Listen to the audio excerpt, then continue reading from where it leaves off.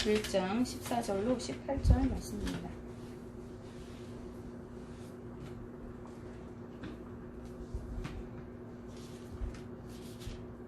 죄송합니다. 야고보서 2장 14절로 18절 말씀입니다. 신약성경 372면에 있습니다. 제가 말씀을 봉독해 드릴 때 거룩한 하나님의 말씀으로 받으시기 바랍니다. 내 형제들아, 만일 사람이 믿음이 있노라 하고 행함이 없으면 무슨 유익이 있으리요? 그 믿음이 능히 자기를 구원하겠느냐? 만일 형제나 자매가 헐벗고 일용할 양식이 없는데 너희 중에 누구든지 그에게 이르되 평안히 가라, 덥게 하라, 배부르게 하라 하며 그 몸에 쓸 것을 주지 아니하면 무슨 유익이 있으리요? 이와 같이 행함이 없는 믿음은 그 자체가 죽은 것이라. 어떤 사람은 말하기를 너는 믿음이 있고 나는 행함이 있으니 행함이 없는 내 믿음을 내게 보이라. 나는 행함으로 내 믿음을 내게 보이리라 하리라. 아멘. 한 절 더 보시는데요. 2장 26절 한 절 말씀입니다. 영혼 없는 몸이 죽은 것 같이 행함이 없는 믿음은 죽은 것이니라. 아멘. 기도하십니다. 사랑의 하나님, 오늘도 우리가 주님의 말씀을 사모합니다. 하나님의 음성을 기다립니다. 하나님, 아둔한 입술을 들어 하나님 말씀을 전할 때에 인간의 연약한 모습 가리우시고 하나님께서 대언하여 주셔서 전하는 자와 듣는 자가 말씀 안에서 아버지 주님의 음성을 듣게 하시고 그 말씀에 우리의 심령에 잘 박힌 못이 되어 우리가 살아갈 때 그 말씀이 능력이 되게 하여 주옵소서.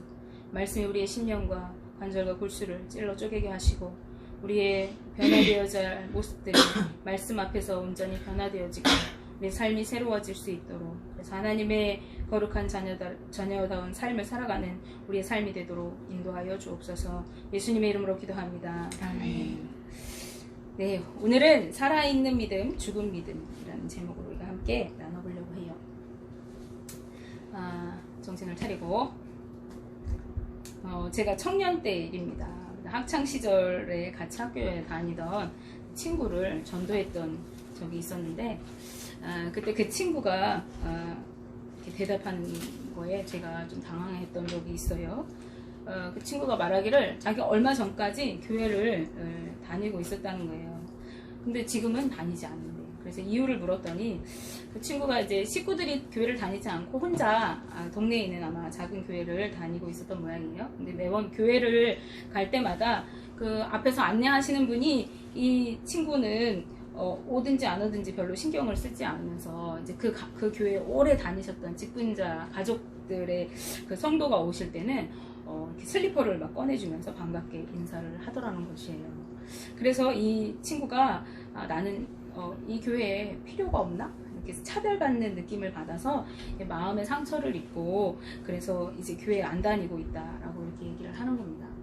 이게 참 안타까운 일이 아닐 수 없었어요. 그 사소한 일 때문에 주님을 쉽게 저버린 그 친구도 안타깝지만 사랑을 말하는 교회 안에 정작 사랑이 없고 차별함이 있다 하는 것은 정말 안타까운 일이라는 생각이 들었던 기억이 있습니다. 오늘 본문 말씀인 야고보서에 대해서 우리가 나누려고 해요. 야고보서는 예수님의 형제인 야고보가 당시 로마 제국에 흩어져 살고 있던 디아스포라 유대 그리스도인들을 향해서 기록한 서신입니다. 이것은 그리스도인들이 신앙 윤리를 실천해야 할 의무를 가지고 있음을 강조하는 서신인데요. 이것을 강조하기 위해서 야고보는 성도의 믿음이 살아있는지 죽어있는지 그 기준으로 이 윤리적 실천을 제시하고 있습니다. 따라서 야고보서를 신약의 잠언이라고 부르기도 하면서 이 윤리적인 부분에 대해서 아주 많은 부분을 할애하고 있어요. 그리고 대부분의 많은 언어들이 명령형의 언어로 되어 있어서 강경한 어법을 사용하고 그래서 중요성을 나타내고 있습니다. 스데반 집사가 순교한 이후에 흩어져 살던 당시 디아스포라 유대 그리스도인들은 처음에는 흩어져 살면서 가는 곳마다 복음을 전하면서 지냈어요. 그런데 점차 이제 시간이 지나면서 유대 율법주의자들이 이제 이들에 대해서 이단이라고 박해를 하기 시작했습니다. 그래서 이들이 어려움을 겪기 시작했고, 그 다음에 이 과거에 예루살렘에서 신앙 공동체를 이루면서 신앙생활을 할 때에는 어떻게 됐어요? 그 사도행전 2장에 보면 성령이 충만해가지고 그들이 서로 모이기를 힘쓰고 물건을 서로 통용하고 또 어려운 이웃들 도와주면서 이렇게 지냈던, 하나 되었던 그런 신앙의 형태였는데, 지금 이 흩어져 있던 이들에게서는 밖에서는 이렇게 박해가 있었는데 또 자기네들 내부에서는 서로 정죄하고 판단하고, 그리고 가난한 자들은 무시하고 차별하는 그런 일들이 있었어요. 그 다음에 또 오랫동안 박해가 이어지고 그들의 삶이 어렵게 되어지다 보니까 이들이 세상과 타협하게 되어지면서 신앙이 조금씩 변질되어지고, 그 교회 안에 분쟁과 다툼이 일상적으로 일어나게 되어졌고, 그 다음에 세상적인 방법, 세상적인 가치관이 교회 안으로 들어오게 되어지고, 그 다음에 자기 계획과 기준에 따라서 세상의 부를 축적하는 데에 이들이 관심을 기울이기 시작했던 거예요. 그래서 이들은 신앙은 말뿐이고 실천이 없는 그런 허울뿐인 그리스도인으로 점차 바뀌어가고 있었던 겁니다. 이 대목에서 우리가 오늘날 우리의 믿음의 사람들의 모습은 어떠한가, 다른 사람 볼 것도 없이 나는 어떠한가 생각해 봐야 할 것 같습니다. 그래서 우리가 말씀을 들으면서 자신의 모습을 한번 생각해 보시면 좋겠다, 저를 포함해서요, 그런 생각이 듭니다. 자, 이런 그리스도인들에게 야고보는 믿음에는 행실이 동반되어야 함을 말하고 있는 것입니다. 그동안 야고보서는 행위를 강조한다고 해가지고 바울이 주장했던 오직 의인은 믿음으로 살리라, 믿음으로 구원받는다 하는 그 복음과 서로 대조된다고 생각해 왔어요. 그런데 야고보 사도가 강조하는 것은 우리가 행위로 구원받는다, 이런 행위를 강조하는 것이 아니라 믿음에는 그에 합당한 행위가 반드시 수반되어야 한다, 반드시 동반되어져야 한다 하는 이야기를 하고 있는 것이에요. 그래서 그런 생각을 가졌던 것은 잘못된 견해라고 할 수 있습니다. 오히려 이 야고보의 주장은 바울의 주장과 뒷받침이 되면서 서로 상호작용을 하게 되는 것이죠. 오늘 본문 2장의 앞부분에서는 교회 내에서의 차별에 대해서 경계하는 말씀이 등장하고 있습니다.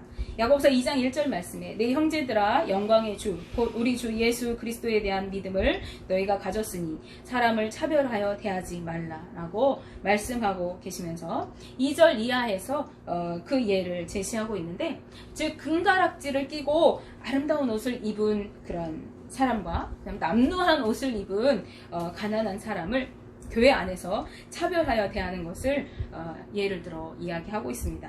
그러면서 야고보서 2장 9절 말씀에서 이렇게 말씀해요. 만일 너희가 사람을 차별하여 대하면 죄를 짓는 것이니 율법이 너희를 범법자로 정죄하리라. 아멘.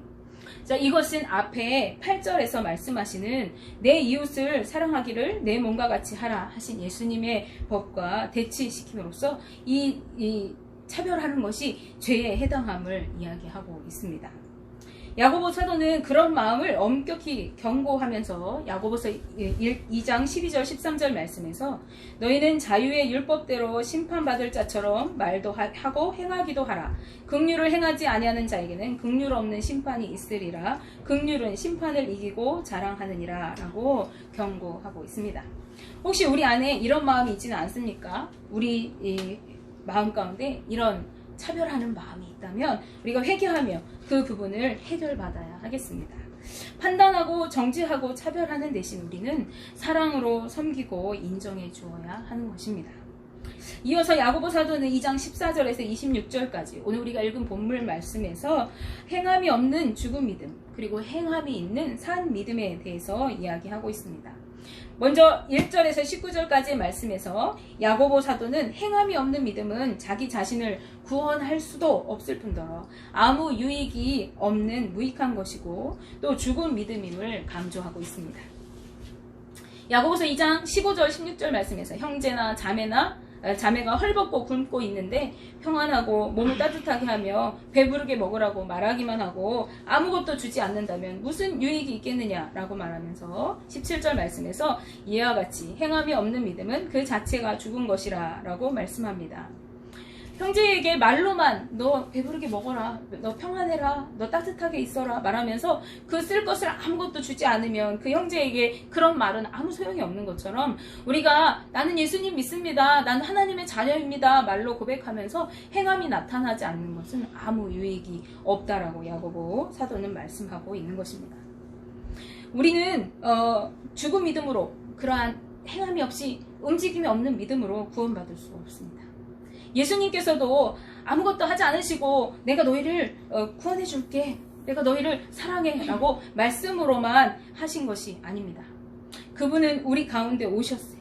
그리고 인생 가운데 우리와 함께 겪어야 할 모든 아픔과 고통과 슬픔과 기쁨과 피곤함과 배고픔을 다 겪으시면서 함께 생활하셨습니다. 그리고 마지막에 십자가에서 구원을 이루시는 그 희생의 행위를 보이심으로 인해서 구원의 완성을 우리에게 나타내 보이셨습니다. 그러기에 바울 사도는 십자가를 가리켜서 하나님의 사랑의 확증, 즉 확실한 증거라고 말하고 있습니다. 로마서 5장 8절 말씀에 우리가 아직 죄인 되었을 때에 그리스도께서 우리를 위하여 죽으심으로 하나님께서 우리에 대한 자신의 사랑을 확증하셨느니라 라고 말씀합니다. 그리고 주님은 우리에게도 말씀하십니다. 누가복음 6장 46절 말씀에 너희는 나를 불러 주여 주여 하면서도 어찌하여 나의 말하는 것을 행치 아니하느냐. 이 말씀은 즉 주님의 말씀대로 행하라고 우리에게 하시는 말씀인 것입니다. 우리는 믿음을 증명하며 살아가야 하는 사람들입니다. 야고보서 2장 18절 말씀에도 어떤 사람이 와서 믿음을 보이라고 할 것이라는 것입니다. 말씀을 보시면 어떤 사람은 말하기를 너는 믿음이 있고 나는 행함이 있으니 행함이 없는 내 믿음을 내게 보이라. 나는 행함으로 내 믿음을 내게 보이리라 하리라 라고 말씀합니다. 우리는 믿는다고 말만 하는 것이 아니라 삶에서 믿음을 보이며 드러내고 살아가야 하는 사람들입니다. 그렇지 않으면 우리는 스스로 거짓말하고 속이는 자라고 성경은 말씀합니다. 야고보서 1장 22절 말씀에 너희는 말씀을 행하는 자가 되고 듣기만 하여 자신을 속이는 자가 되지 말라 라고 야고보 선지자는 분명하게 말씀하고 있습니다. 우리는 단지 입으로만 회개하며 신앙을 고백할 것이 아니라 삶을 통해서 그에 합당한 열매를 맺는 자들이 되어야 하고 또 그리하여 우리가 고백하고 증거하는 믿음과 우리가 바라보는 천국이 실제하는 것임을 분명하게 증명해 보여야 하는 것입니다. 그러기에 야고보서 2장 22절 말씀에 내가 보거니와 믿음이 그의 행함과 함께 일하고 행함으로 믿음이 온전하게 되었느니라 라고 야고보 사도는 말씀하고 있으면서 20절에서 25절에 말씀에서 믿음을 실천한 아브라함과 기생 라합을 예로 들면서 그들이 행위로서 의롭다 하심을 받았음을 상기시켜 줍니다. 그런가 하면 믿음의 실천이 무엇인가 우리가 생각할 때에 그것은 삶의 필요를 채워주는 것입니다. 우리가 아까 앞에서 보았듯이 15절 16절 말씀에서 형제가 헐벗고 일용할 양식이 없을 때 그들에게 입히고 먹이고 따뜻하게 해주는 것이 우리가 믿음을 실천하는 것입니다. 그것은 생명과 인권과 관련된 기초적인 의식주 문제에 관한 것입니다. 성도에게 있어서 믿음의 실천은 어떠한 그럴싸한 구제 활동이나 구호 외치는 구호 사업이 아니라 몸에 필요한 기본적인 것들을 채워주는 것과 같은 삶에 밀착된 것으로부터 시작되어야 합니다. 지금 내 주변에 있는 형제들이 혹시 아파하고 또 배고파하고 헐벗어 있다면 그것을 도와주는 것이 믿음의 실천의 기초가 되는 것입니다. 제가 얼마 전에 읽은 책 중에서 이런 이야기가 있어요. 1900년대의 중반에 인도에서 선교 활동을 했던 카이탄이라는 목사님이 계십니다. 이분은 미국에서 태어나셔서 미국 시민권자였는데 그 미국 시민권을 포기하고 인도에 들어가셨어요. 그리고 간디의 제자가 되었습니다. 그리고 인도인과 같이 모든 허려의식, 서구적인 어떤 화려함 다 버리고 소박한 생활을 하면서 그 인도 안에서 에큐메니칼적인 선교 운동을 벌였던 분이에요. 근데 이분에게 어느 날 간디가 이렇게 말했다고 합니다. 당신의 기독교인은 왜 기독교는 좋은 종교라고 선전만 자꾸 하는가? 선전할 필요가 있는가? 장미는 아름답다고 선전하지 않아도 책상이 꽃병에 그냥 두면 누가 봐도 그곳은 아름답고 향기 나는 법이 아닌가 라고 말했다고 해요. 근데 카이타 목사님은 겸손하게 이 이교도였던 간디에게서 그 정신을 배우고 일평생 삶을 통하여 복음을 실천하는 삶을 살았다고 합니다. 그 결과 인도의 사람들이 그를 보고 이렇게 얘기했다고 해요. 당신은 우리와 함께 우리 안에서 살고 있습니다. 당신은 우리에게 매우 말을 적게 합니다. 당신은 그리스도 예수께 대하여 결코 말을 하지 않았지만 우리는 당신 안에서 예수님을 본 것 같이 느껴집니다. 라고 그를 볼 때마다 인도 사람들이 말했다는 것입니다. 여러분과 저의 삶도 이런 삶이 되어야 하지 않겠습니까? 이것은 중요한 문제입니다. 야고보 사도는 마지막으로 26절 말씀에서 영혼 없는 몸이 죽은 것 같이 행함이 없는 믿음은 죽은 것이니라 라고 말씀하고 있습니다. 그러므로 야고보 사도는 믿음의 행위가 중요함을 다시 한번 강조하고 있습니다. 우리는 우리의 믿음을 삶으로 드러내어 복음이 나타나고 그리고 하나님의 나라가 나타나고 하나님의 영광이 나타나야 하는 자들로 살아가야 하는 하나님의 백성들입니다. 죽은 믿음이 아니라 살아있는 믿음으로 주님의 역사를 이루어가야 하는 자들입니다. 오늘 저와 여러분은 얼마나 그 믿음을 나타내고 확증하며 살아가고 있을까요? 우리 이 시간 한번 이 말씀을 생각하시면서 내가 삶 가운데서 얼마나 주님을 드러내고 주의 말씀을 삶으로 표현하면서 살아가는가, 내가 하나님의 자녀다운 모습으로 얼마나 사람들에게 비춰지는가 한번 바라보아야 합니다. 유기성 목사님 설교 중에 그랬다고 그래요. 우리 이원석 전도사님 설교하셨는데, 당신 옆에 믿는 남편이 예수님처럼 보이는가, 믿는 부인이 예수님처럼 보이는가. 우리가 그렇게 보여야 한다는 거죠. 오늘 우리가 말씀을 생각하시면서 내가 예수님의 모습을 닮고 있는가, 예수님의 형상을 가지고 살아가고 있는가 한번 점검하시는 저와 여러분들 되기 바랍니다. 기도하시겠습니다.